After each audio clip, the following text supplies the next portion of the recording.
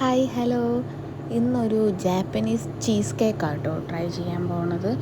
അത് കുറച്ച് അതിൻ്റെ ബേക്കിംഗ് ടൈമിംഗ് ഒക്കെ പറയണത് കുറച്ച് നമ്മൾ ശ്രദ്ധിക്കേണ്ട കാര്യം കേട്ടോ. നമുക്ക് ആദ്യം കുറച്ച് ക്രീം ചീസ്, ബട്ടർ, പാല് അതൊന്ന് ഡബിൾ ബോയിൽ ചെയ്തെടുക്കണം കേട്ടോ.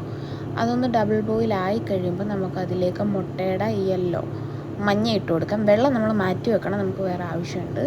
അത് നന്നായിട്ട് മിക്സ് ആക്കിയതിന് ശേഷം നമുക്കതിലേക്ക് ഡ്രൈ ഇൻഗ്രീഡിയൻസ് ആഡ് ആക്കാം. മൈദ കേട്ടോ ആഡ് ചെയ്യണേ. അത് നന്നായിട്ട് മിക്സ് ചെയ്യണം. ഇപ്പോൾ കണ്ടിട്ട് കട്ട പിടിച്ച പോലെ തോന്നുന്നുണ്ടായിരിക്കും അല്ലേ. നമുക്കിത് അരിച്ചെടുക്കണം, നന്നായിട്ട് അരിച്ചെടുക്കണം. നമ്മൾ അരിച്ചെടുക്കുമ്പോൾ നല്ല നല്ല ഫൈനായിട്ടുള്ള ഒരു ബാറ്റർ നമുക്ക് കിട്ടും. കുറച്ച് വലിയ അരിപ്പയൊക്കെ ആണെന്നുണ്ടെങ്കിൽ അരിച്ചെടുക്കാൻ കുറച്ചുകൂടി ഈസി ആയിരിക്കും കേട്ടോ.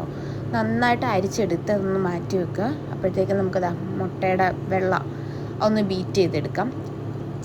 ചെറുതായിട്ട് പഞ്ചസാര, ഒറ്റയടിക്ക് പഞ്ചസാര ഇടരുത്, കുറച്ചായിട്ട് പഞ്ചസാര ഇട്ട് കൊടുത്ത് നമുക്ക് നല്ല പോലെ ഇത് ഫ്ലഫി ആവുന്നിടം വരെ ഇട്ട് കൊടുക്കുക. കണ്ട അതിൻ്റെ ഒരു ഇതാണ് അതിൻ്റെ ഒരു കറക്റ്റ് പരുവമെന്ന് പറയണത്. എന്നിട്ട് നമ്മൾ നേരത്തെ മാറ്റി വെച്ചിരിക്കുന്ന ബാറ്ററിലേക്ക് കുറച്ചായിട്ട് ഇതൊരു കുറച്ച് റിസ്ക് പിടിച്ചൊരു പ്രോസസ്സാണ് കേട്ടോ.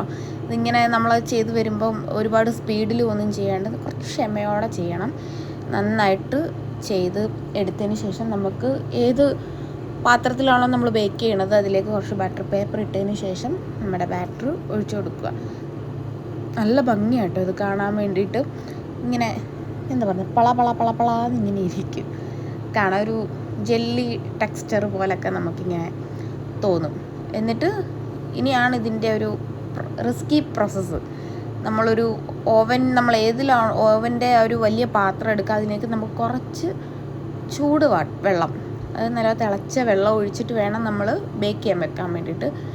ആദ്യം ഒരു 20 മിനിറ്റ്സ് നമ്മൾ ബേക്ക് ചെയ്യുക. അത് കഴിഞ്ഞിട്ട് ജസ്റ്റ് ഓവൻ ഒന്ന് തുറന്ന് വെച്ച് വീണ്ടും ഒരു 20 മിനിറ്റ്സ്, അത് കഴിഞ്ഞിട്ട് ഒരു 160 ഡിഗ്രിയിൽ വീണ്ടും 20 മിനിറ്റ്സ് നമ്മൾ ബേക്ക് ചെയ്തെടുക്കണം കേട്ടോ. അപ്പോഴാണ് ഈ ഒരു ടെക്സ്ചറിൽ നമുക്ക് കിട്ടണേ.